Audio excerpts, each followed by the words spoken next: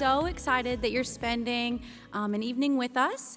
And when I woke up this morning, it kind of felt like fall. Did anybody else experience that? It was below 80 degrees.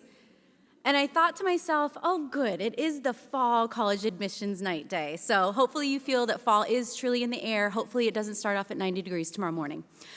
So with that, I just want our panelists to kind of get a chance to get to know the audience. And so we're just going to take an easy poll of who is representing what grade levels in this room so they can flavor their answers and responses to meet your needs. So in the room, we have 9th through 12th grade, but let's go ahead and proudly raise your hand if you are a 9th grade family represented. Awesome. So good to see you all. What about our 10th graders, our sophomores? So quite a few healthy hands for that. What about our juniors? And do we have any seniors represented in the room? Excellent, perfect. I love some families are doubling up. This is good, 2 for 1. All right, and just because I like to get warm and fuzzy, who has a first child going through the process, representing a first child? Awesome, and who has a last child? Okay, all right, we're there for you. Okay, so on that note, I want to get us started promptly. I failed to mention that my name is Devin Herrera, and I have the distinct pleasure of serving as the Director of College Advising here at TKA, and it's a really fun job that I get to do because I get to work with all your awesome kids. And so at this point, I want to welcome one of our awesome students here, Rachel, who's an academic prefect. She's going to open up our event in prayer. Please bow your heads with me. Dear God, we thank you so much for this amazing day we have together. I pray that as we think about our future plans, God, I pray that we just give it all to you. I pray that there'd be good information tonight, we would learn new things, and our ears would be open to what you have to hear for us. And I pray that you would just guide all of our conversations tonight. In your name, amen. All right, and at this time, I'd like to welcome our next academic prefect, Bryce. He's going to be our moderator for tonight, so if you've ever had the chance to attend one of these events, you get a break from me, and he is going to be the one that's asking all the tough questions tonight. So without further ado, Bryce is with us.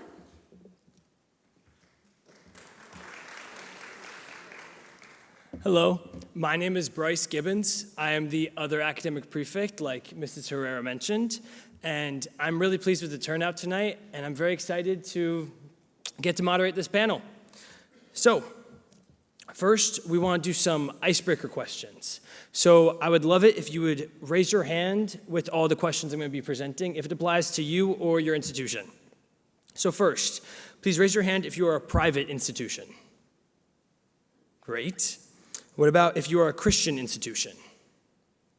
Fantastic. Are you located outside of Florida? Are you located in a college town? Are you located in an urban or metro area? Great. Do you have fewer than 10,000 students? What about more than 20,000?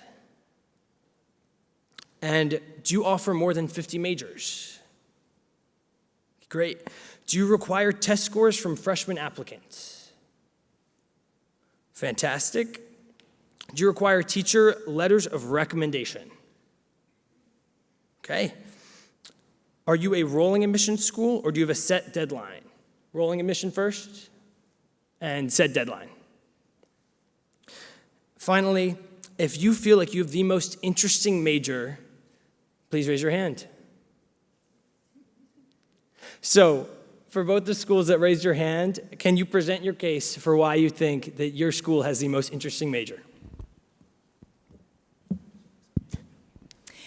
At Auburn University, we have Wildlife Enterprise Management. We are one of 2 in the country to offer this major to our students interested in managing a ranch and earning a minor in business at the same time. Fantastic. Okay. And at Embry-Riddle Aeronautical University, we are actually the only school in the nation that offers a bachelor's degree in space medicine. Wow. Fascinating.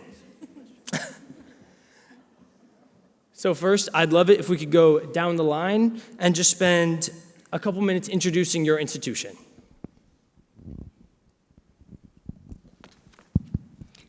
Hello, everyone. My name is Jody Glassman. I'm the Assistant Vice President for Enrollment and University Admissions at Florida International University in Miami, Florida. I'm thrilled to join you tonight as a panelist. FIU is Miami's public research university and one of the nation's top 50 public research universities, according to U.S. News & World Reports. We are proud to be ranked #1 in the U.S. for social mobility, meaning we help students from all backgrounds succeed and thrive.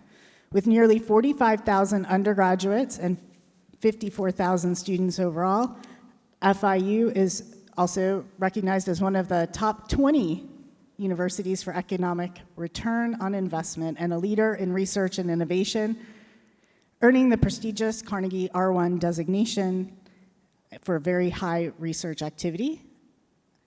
We offer more than 190 bachelor's and master's degrees and doctoral programs, and we conduct both basic and applied research. In my role, I work closely with students, faculty, and families to ensure that every Panther has the resources and support to reach their goals. Hope that some of you will come and visit me and ask questions. Okay, thank you so much. Let's give a warm welcome to all the speakers today. Thank you. So that was FIU. Now we'll hear from UChicago. Hello, everyone. My name is Amanda Yu, and I'm a senior admissions counselor at the University of Chicago.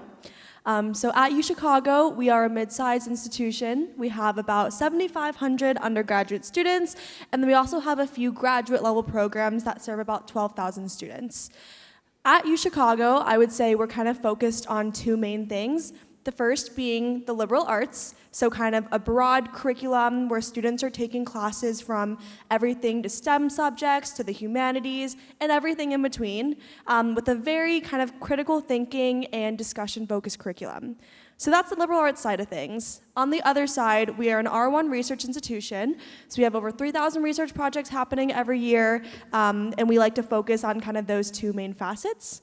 We're located obviously in the city of Chicago, specifically in the Hyde Park neighborhood, which is a neighborhood about 30 minutes south of downtown Chicago. Thank you so much. Next, we will hear from Embry Riddle. Oh, there we go. All right. Thank you so much, everyone, for having us here tonight. My name is Adrienne Ravizoli. I'm a Senior Assistant Director of Admissions at Embry-Riddle Aeronautical University. We are the world's largest fully accredited university that specializes in engineering, aviation, and space studies. Despite that distinction, we are a smaller school with 2 campuses. We have a campus in Daytona Beach, Florida, which is our flagship, with about 7,500 total students. And we have a sister campus in Prescott, Arizona, which has about 3,500 total students. We focus mainly on engineering, aviation, space studies. We are the country's oldest flight program. We are the #1 ranked aerospace engineering program in the country. We do offer business degrees as well, communications, security and intelligence, forensics, and as I mentioned, we do have space medicine, which we're very proud of. So hopefully I can answer your questions tonight, and we will see you at the college fair later. Thank you so much. Thank you so much. Hillsdale? Hi, everyone. My name is Dugan Foley. I'm a 24 grad from Hillsdale. I now have the privilege of recruiting the southeastern United States for Hillsdale College. So Hillsdale is located in Michigan. We're southern central Michigan. We have a student body of about 1,570 students, so a smaller campus. The average class size is 14, and the student-to-faculty ratio is 8-to-1. I think there are 4 kind of unique things about Hillsdale. We can get into them more later if you stop by my table at the fair. But those are, we're an independent school, so we don't accept any federal or state government funding. We still have scholarships, merit, need-based, and talent. We are also a classical liberal arts school, so we have a core curriculum of 16 classes that all students take that span the humanities, the STEM courses, the social sciences, and the fine arts. We're also a Christian school. We're a non-sectarian Christian school, and so we have kind of all denominations represented on campus. We're unique in the sense that we don't have a statement of faith or required chapel, but we're ranked the #2 most religious student body in the country, according to Princeton Review. And the 4th feature of Hillsdale is that we have an honor code that's sort of the rule for our student life that students agree to when they come to campus. So thanks to TKOA for having us tonight. Great, thank you so much.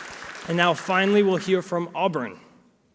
Hi there, my name is Laura Bennett, and I'm proud to serve as an admissions advisor at Auburn University. I'm honored to be here tonight at the King's Academy, and I'm excited to share with you some of the reasons why Auburn is not just any university, it's a family, a tradition, and a launchpad for success.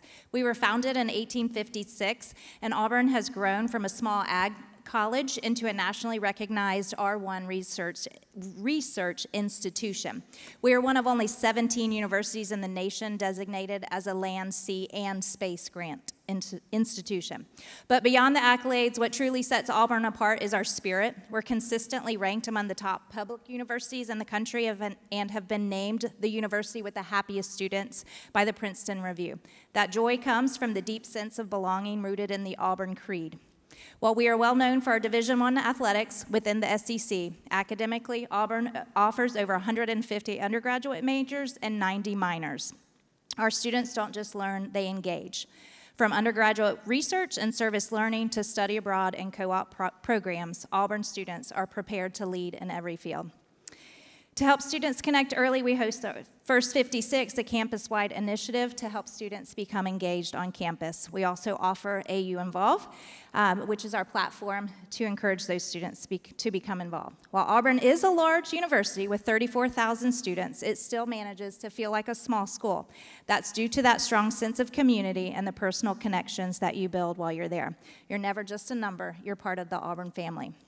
So whether you're drawn by our academic excellence or our vibrant campus life or the warmth of the Auburn family, know this: at Auburn University, you'll find a place where you belong, where you'll be challenged, supported, and inspired. And as we like to say, I believe in Auburn and love it. War Eagle.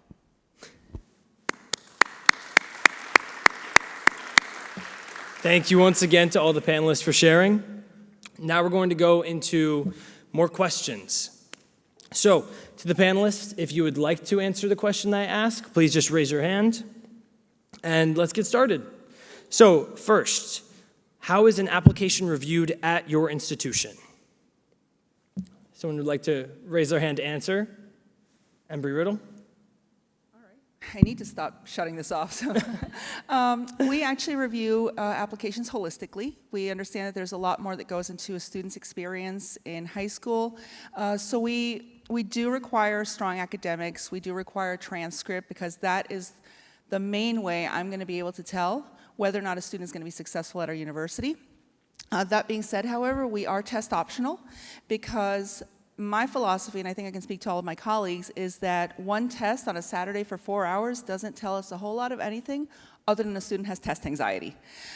Transcript is a lot stronger. We also like to get letters of recommendation, people that can attest to your passion, your drives, what interests you, things that they might notice that you might not know about yourselves. I do encourage students to also submit, even though they're optional, essays and resumes, because that also helps us be able to get to know our students better and then be able to help tailor your experience. I'll give you an example. Last week, I actually got an application from a student, and he applied to aerospace engineering. But his essay was just gushing about space physics and all the things he wanted to do with the physics outside of the confines of low Earth orbit. And I thought to myself, what are you doing in aerospace engineering? So I emailed him and I said, you know, I read your essay and I'm still in review of your application, but I just want to put this out there for you. We have a major called engineering physics, and I provided him links and all this data about it. And he emailed me back and he said, thank you so much. I'm going to take this into consideration and I'll let you know. And about a week later, he emailed me back and he said, you know what, thank you, because I didn't even know this major existed. This is exactly what I want to do. So again, we definitely encourage students to reach out. We like to see all the different aspects of what makes a student, what makes them unique, what makes them tick, what drives them ultimately to what they want to do in their career. So again, holistic review. And we don't ding you for a bad grade. There's always a story behind it. So we definitely encourage students to reach out to us. Thank you so much. And that was a fantastic story. As a senior applying to colleges right now, it's great to know that every aspect that I'm putting work into is being reviewed. Would anyone else like to answer? Okay, perfect. I think I might be speaking for the whole group, but I do know I'm speaking for my 11 colleagues around the state of Florida. I think all of us would agree that when we review an application, many of us employ a comprehensive process, and we consider the applicants not just coming in, but their probability of success across the 4 years that they're going to be with us.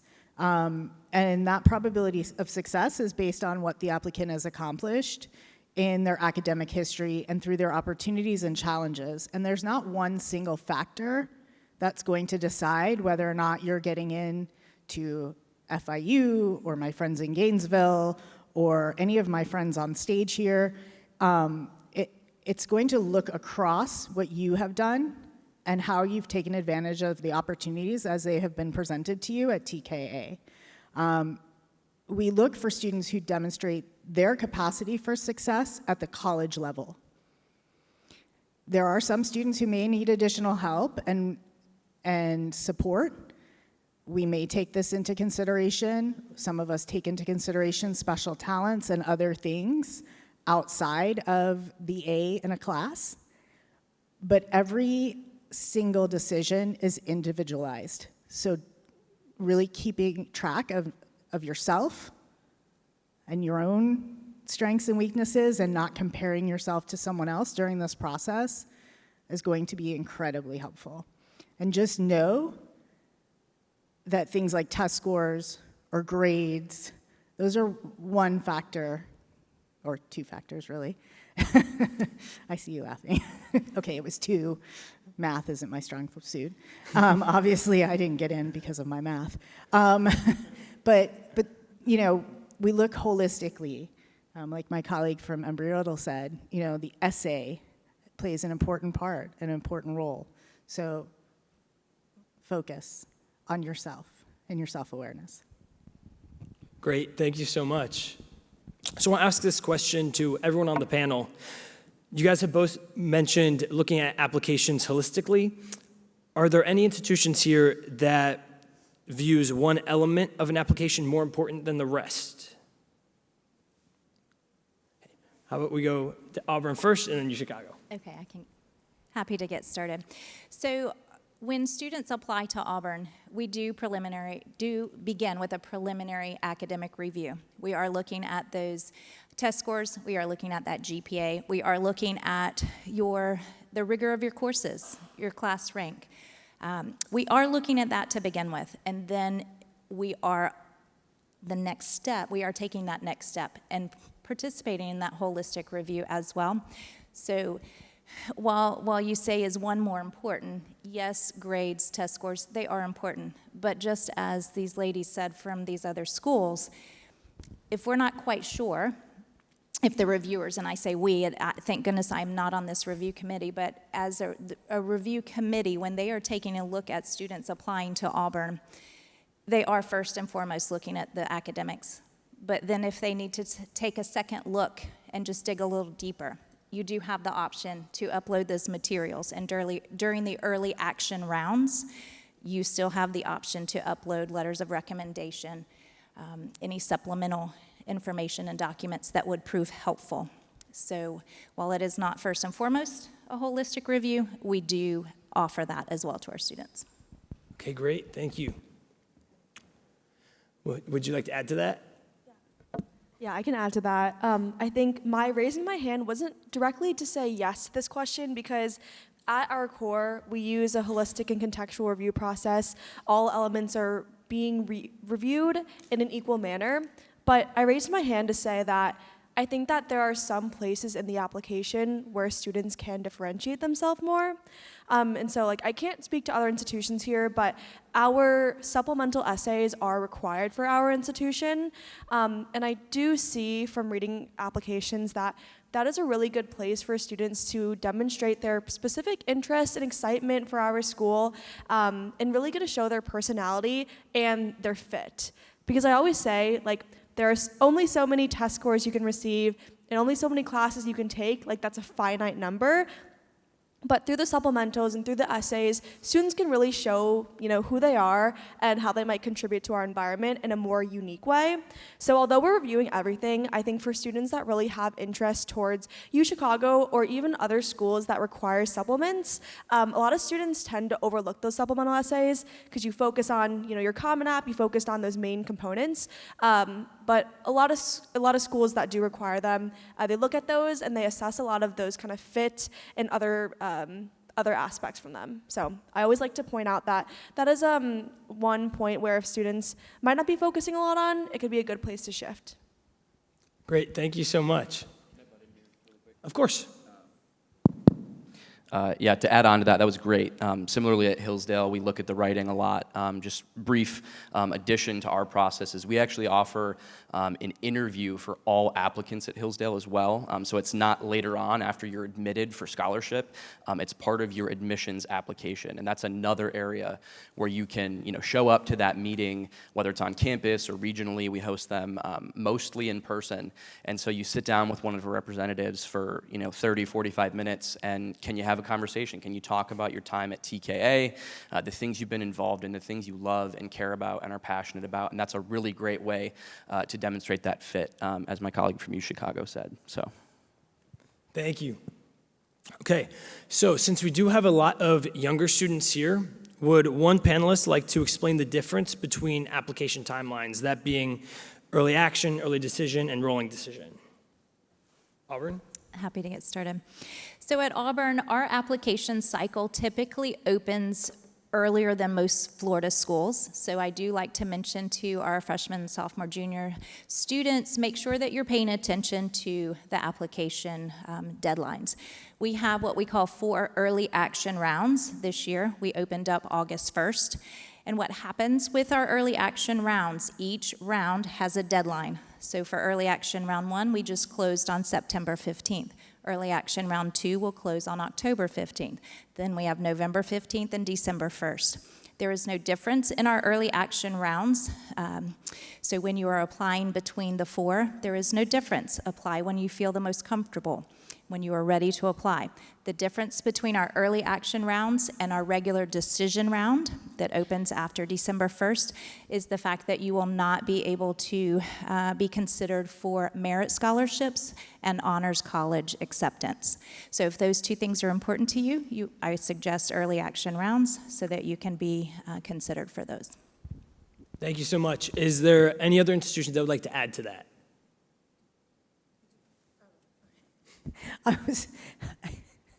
Sorry. I was trying to figure out if they do early decision at UChicago. They do. Okay. So early decision is done at UChicago. Hillsdale, yes. So early decision, I've heard it explained this way. They might correct me, but is you're married. Like, you decide this is who you're applying to, early decision. If they say yes, that's it, you're married. That's the one you're going with. So that is a binding contract. You have said, this is it, this is my first choice, this is who I want to go, where I want to go. UChicago takes me, I'm going. So that's early decision. You got to be really sure that that's who you want to spend the next 4 years with. Early action is a term that a lot of us are using now. Almost every state university in Florida has it. I think a lot of us up here have it. Auburn has it. I have it. Do you have early? Yes? Okay. So many of us have early action. What that means is you're applying to us early. We're going to get back to you earlier. Many of us are using it as a scholarship date. And we're prioritizing students and admissions on that date. Florida State, FIU, many of us are using that, giving priority or preference to our state residents as we're state institutions. So we're saying, hey, if you apply by this date, we will give you a decision by X date, and we will consider you for scholarships if you're a state resident. Everybody else might take our time. And then Other schools are doing rolling admission. Some schools will do early action and rolling admission. I think UCF is one of them, where they're going to have a couple rounds of early admission, or early action, thank you. And then after their second round of early action, they're going to go rolling. And that is, we're going to fill our class until it's full, and then we're going to have a wait list. I know last year UCF had a wait list, FAU had a wait list, and I think those were the two big ones that had very large wait lists. University of Miami usually goes to a wait list. So you have to know the different types of admission to set yourself up on a calendar and know which one you want to do. Early decision is the most important because that one is binding. Early action, most of the time, is non-binding. And then rolling admission, if you're waiting until March to apply to a rolling school, you might get in, but there may not be any housing. Or you might get in, but there may not be any aid or scholarships. So don't be surprised if you've waited a long time and said, oh, I just found this school and I just applied and it's March 1st. Okay, that's great, and people love you for it, and that's wonderful, and they want to be helpful, but not every school is going to have an unlimited budget or unlimited housing, especially here in the state of Florida. None of us have enough. So make sure you're focusing on getting those done earlier. Perfect. Thank you so much for the clarification. So next, I wanted to ask, what does one of these institutions value most about student participation in clubs, sports, and community service? Is there anyone who would like to answer that question? All right, so for us, again, part of the holistic review is that we do like to see what students are involved with, especially with the types of programs that we offer. We have engineering, we have math, a lot of STEM programs. I liken it to when you're cooking an egg and you're boiling it on the stove. If it's all academics, that is a rolling boil, and the kid is under a lot of pressure, and all of a sudden, you don't have any way to really kind of blow off some steam outside of school. That's a little concerning because we don't want to have you leave the structures and the confines of your high school and your home life to then come to college and not be able to adjust. So this is a way of seeing that students have outside interests, things that drive you. Are you doing community service and volunteer work in your local area? Are you, you might be an engineering major, but you're also a theater student. Do you like to build robots in your garage on the weekends or something? Or are you involved in any of the robotics programs? It speaks a lot to things that you're finding your niche, you're finding your passions, you're doing things that help balance you out, and that's something that we do like to see, and it takes a lot of importance in the application process. So, Great, thank you so much. So the next question is, how does intellectual curiosity factor into an admissions decision? I feel like I'll take this one because this is kind of the key point that we emphasize, and so I feel like I'd be remiss if I didn't. So again, this is kind of going to speak more specifically to UChicago, because I don't know how much you all are aware of kind of UChicago and the type of curriculum we have, but I think that we are kind of known for being an institution that might be a little bit nerdy, that might attract students who have niche knowledge in random topics and like having discussions about them and really engaging in this very like intense and immersive type of learning and discourse. And so truly when students ask me, what are you looking for in your application? How do we stand out? How do we show that we're a fit? Intellectual curiosity is always the answer that I go towards. Now I know that as a topic, intellectual curiosity makes sense, but I get asked a lot about how to kind of incorporate that in an application, like how to show those qualities without outright saying, I am a curious person. And again, that's where I go back to the supplemental essays, because that's where we really see how you take this unfamiliar prompt, this kind of out of the bounds prompt that you might not be used to answering, and then seeing how you use your creative thinking to work with it and to engage with it. So I think for us, curiosity is a huge thing. And just to kind of briefly touch on like extracurriculars and those other things that you just mentioned, I kind of view extracurriculars as just another metric in which we can learn more about who you are and what you do when you're not sitting at TKA on a Wednesday at 10 a.m. So extracurriculars helps inform you and who you are, but we really care about that tone and that personality, and how that leads into curiosity and the desire just to learn more, problem solve, critically think, all of those fun things. Thank you so much.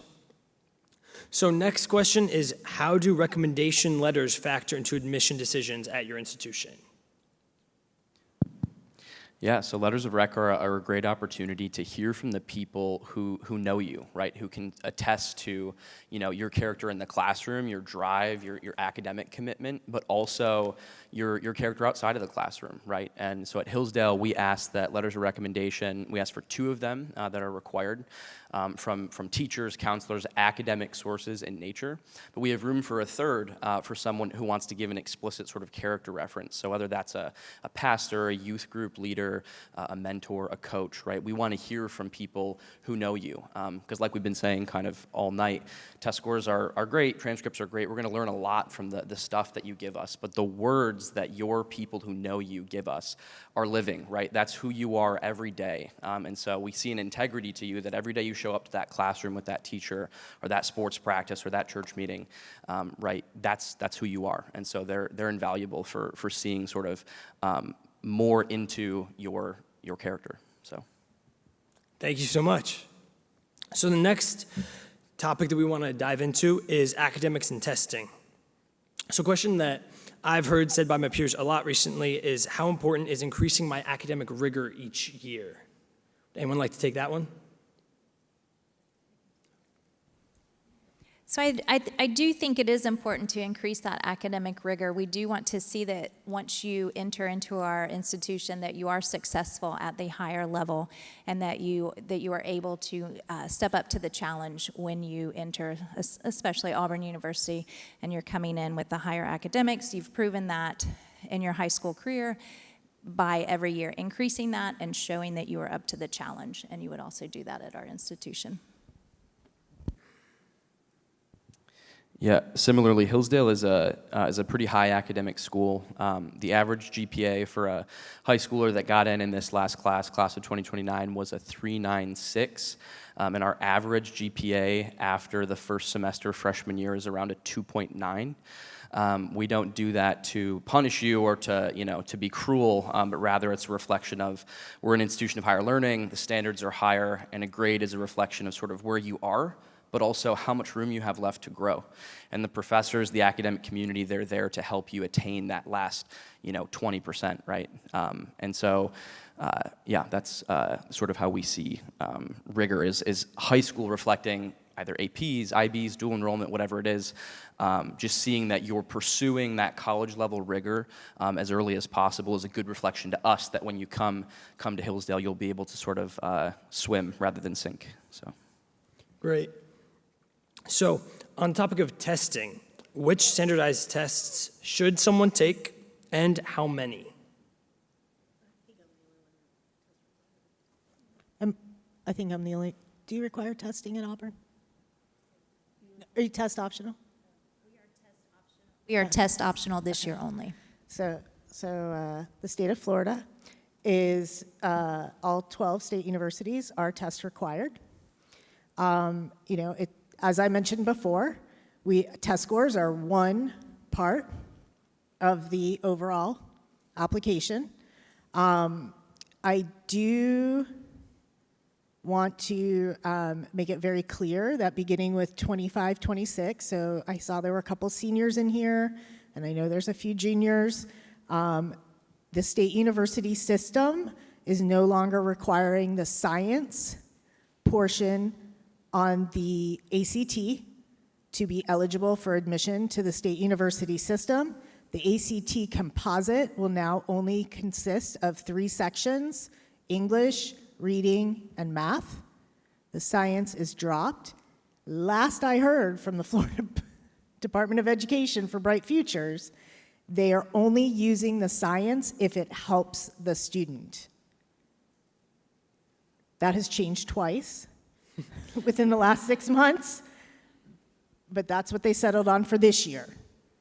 So just keep an eye on the DOE website for the Bright Futures piece, but the state university system as a whole, I've seen things that said, oh, UF isn't requiring ACT science.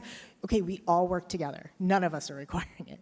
So it's not just one school. All 12 state universities, no science. We all have the same policy. Whether you take one or another is up to you. I know a lot of students who do better or score higher on the ACT than the SAT because they're better, they have a stronger reading and English and the math score, and they have the one math score. So they have 2 chances with their reading and their writing, or their English. So they get 2 scores there, and then 1 math. Some students do score higher on the, SAT. There's also the CLT. The CLT is the Classic Learning Test. It is accepted in Florida. It is accepted in some other schools. You need to look on their website. It also is very reading, critical thinking heavy. And the math is very different than what you see on the SAT or ACT. So I suggest you do practicing for both and really look at all 3 of them and decide which one has the subject matter that you feel most comfortable with. Now I'm going to let you in on a secret. It's not the subject matter on the test that makes a difference, really. It's using a timer. That's where you find the anxiety. It's the timer. Because you're used to doing things at your own pace when you're in school, right? Your homework, things like that. When you have to do something under pressure, how many of you know that you mess up, right? Like I'm feeling pressure right now because they're like, oh, you have this many minutes. And then you say something stupid or you do something kind of crazy. That's the pressure, is the timer. Somebody understands me here. So practice using a timer when you do things. Get used to the clock and being under pressure. When you watch a game show, how many people you go, that was a dumb answer? Because the timer. The test is written at a 10th grade level. Thank you so much. Okay. This is, would anyone like to add to that first? I'll just say a brief word about the CLT, the Classical Learning Test.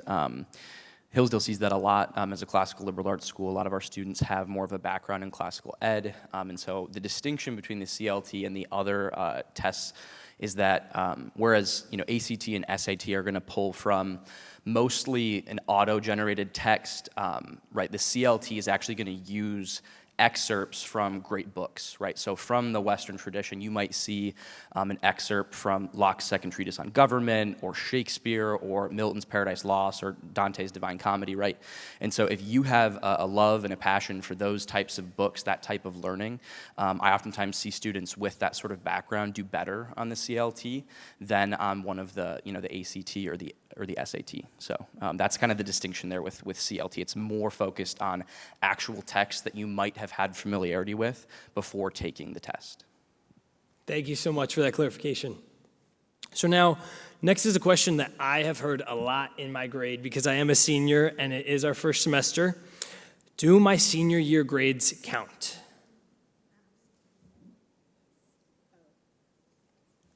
Didn't realize I said that out loud. I said absolutely. So yes, they do count. We're going to use your junior year grades up until your second semester to make that decision. But everything you do senior year not only still counts, it matters. And that includes pranks, behavior, character, academics. And if you're applying to a school that uses self-reported, make sure you're self-reporting correctly. Because students self-reported incorrectly, you could find yourself in July looking for someplace new to go because they're going to rescind that offer. So yes, your grades matter. Okay, perfect. Would anyone like to add to that? I'm pretty sure all around the answer is senior year grades do matter. Okay, perfect. So next, we're going to talk about the college essay.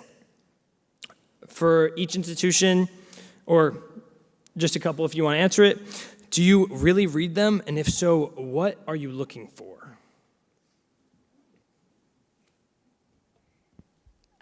Yeah, I will try to kind of talk more generally about the personal statement because I know not all institutions require supplements. So the first question being, do we read them? Yes, we read the entire application front to back. And I'll kind of walk you through how I view the personal statement because I know in high school I had a lot of anxiety over what to write about and how to capture myself and how to make myself different. And I think being on the other side reading, I'll kind of walk you through what it looks like to be a reader. So first, I look at the student, I look at their transcript, I look at their extracurriculars, I look at their letters of recommendation, and at this point, the student I know who they are in the classroom, I know what they do in their free time, but that's all statistics and numbers, and I do not yet know who they are. I can't say anything about their personality or their life experiences or their values. And so the personal statement, which is the 650-word essay that you're submitting to a lot of your universities, that is the first method in which you can reveal something to the reader that they don't already know about you. So for the personal statement, what is something in your life that you think you should and need to reveal to your application reader for them to understand you as a full person? So think about the things that get you up in the morning. What is the first thing you think about? What is a topic that if you start talking about, you could just ramble on and on for hours because it really excites you? And then I'll quickly tell an anecdote. I was talking to a student a few weeks ago because she really wanted to write her personal statement about swimming because she was a swimmer in high school. That was her main thing, and all of her friends, her community was established through the sport. But she said, I don't know how to write about swimming without just being, your basic generic sports essay, because everyone writes about sports. And my answer to her was, this might be true that a lot of people write about swimming, write about sports, but you have a unique perspective of that experience because that is your lived experience and your perspective. So yeah, no one else can take that from you. No one else lived those years, spent the amount of time you did in the pool, and can recreate that. So focus on your own personal recollection. It's, in my opinion, less about what the topic is, more about how you describe how it impacts you and informs you and your values.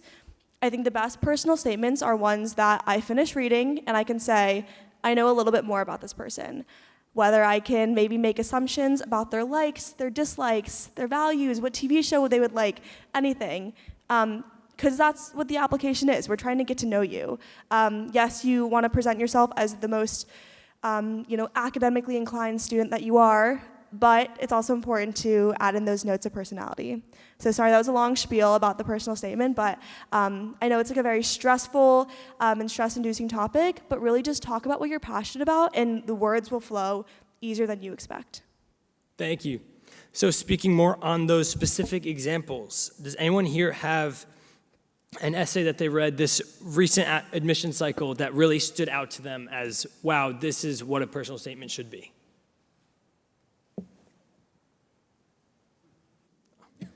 That's okay. I'll begin with giving just a little bit of how to get that process that UChicago just described going, because I think the biggest thing for a lot of high schoolers is, okay, I have a lot of things that I like. There's a lot of things I could talk about. How do I actually narrow down what I'm going to write about? Because 650 words is not a lot, actually. So you have to be concise while also telling us kind of a beautiful story about yourself, right? And so what I always recommend to students is, I know everyone writes a little bit differently. Some are brainstormers, some are just jump into the doc and just kind of word vomit for 15 minutes and see what's there.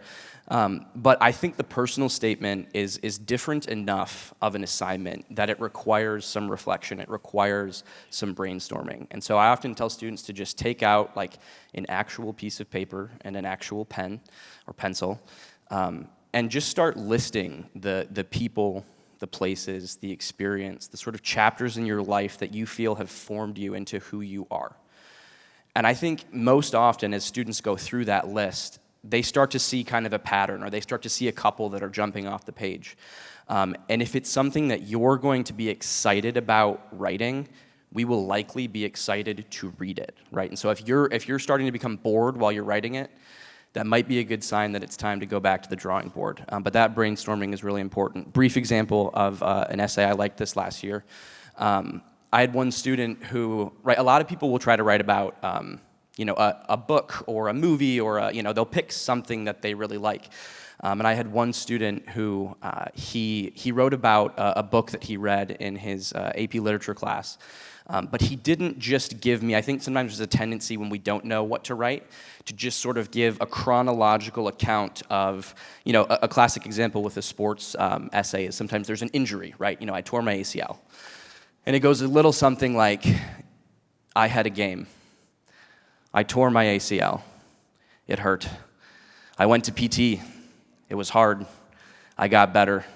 I learned struggle, right? And that's, there maybe is a great story in there actually, but you have to actually tell it. And so what this student did is he didn't just recount, I didn't want to read this book, and then I read the book, and it was really cool, and I like this book a lot, right? He actually walked through and showed me sort of his thinking process as he was analyzing this text, discussions that were had in class, insights that his teacher gave that changed how he actually read the book and then applied the moral and lesson to his life.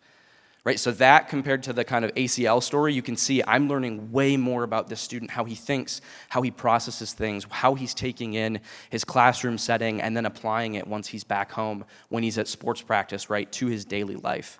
So I think the brainstorming is big, and then finding a way to actually tell us, a story. You don't have to be poetic, right? We're not looking for the next Yeats or anything, but we want to see, can you tell us a story where at the end of it, like was already said, we know something about you that we didn't before. Thank you so much.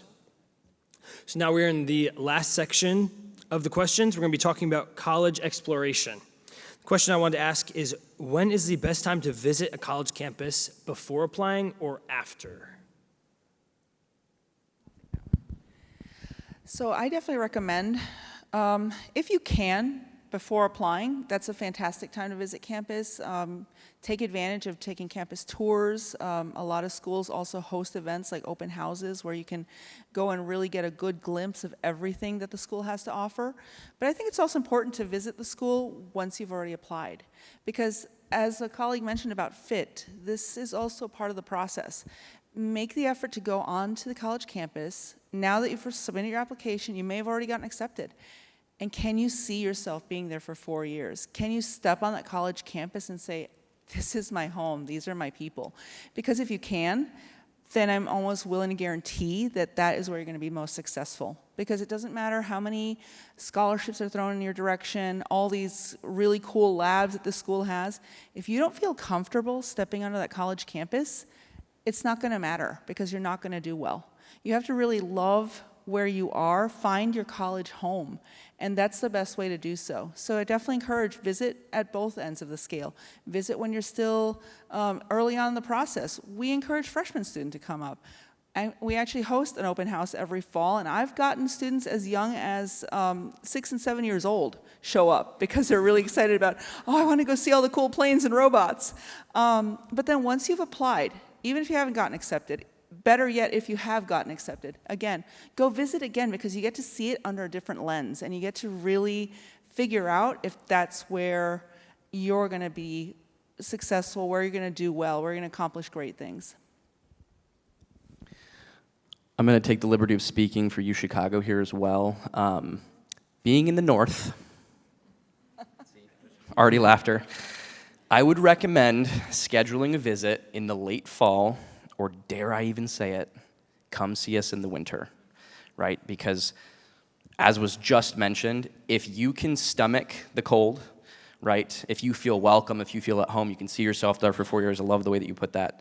The cold's not gonna matter in the end. But we're in West Palm Beach, right? You guys have 2 seasons, hot and hotter. We have 4, right? Cold, warm, cool, and hot, right? And our hot is like, January for you guys. So come up and see us at a time where if you're worried about the cold, you actually experience it. Great, thank you. Would you guys like to add to that, or are we good? Okay, fantastic. Would someone like to explain what demonstrated interest is and if it is important to your institution? So demonstrated interest is basically a metric that some institutions use. We actually don't use this. I don't know why I reached for the mic, but I guess I can describe what it is. Demonstrated interest is basically a metric that's used that is evaluated by schools, and it's whether students are showing up to events, engaging, and showing that interest in a certain college, whether it's through signing up for emails, going to the visits when they're college visits, going to open houses, panels, just engaging with the college in any way. That's demonstrated interest. But speaking for UChicago, we do not track it. Are there any institutions here that do track it? Okay. Fantastic. So, next question is, should students select their college based on the major they want to go into?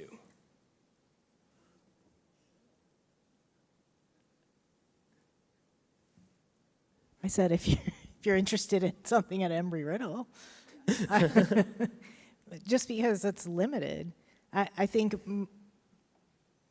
the majority, the average student still changes their major about 2.5 times, mostly 3. So, and I am going to guess that none of us on this stage studied college admissions in college, correct? Right, yeah. So doesn't always mean that you're going to start your career in what you're majoring in. My English degree. My mom's very proud when I tell her I write the acceptance letters at FIU.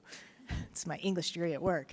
But I think if you want something specialized, absolutely. But if you want to eventually go to medical school, it doesn't necessarily mean you're going to go to the medical school of the undergraduate school that you're going to. If you want to be a lawyer, there is no, pre-law is not really a major.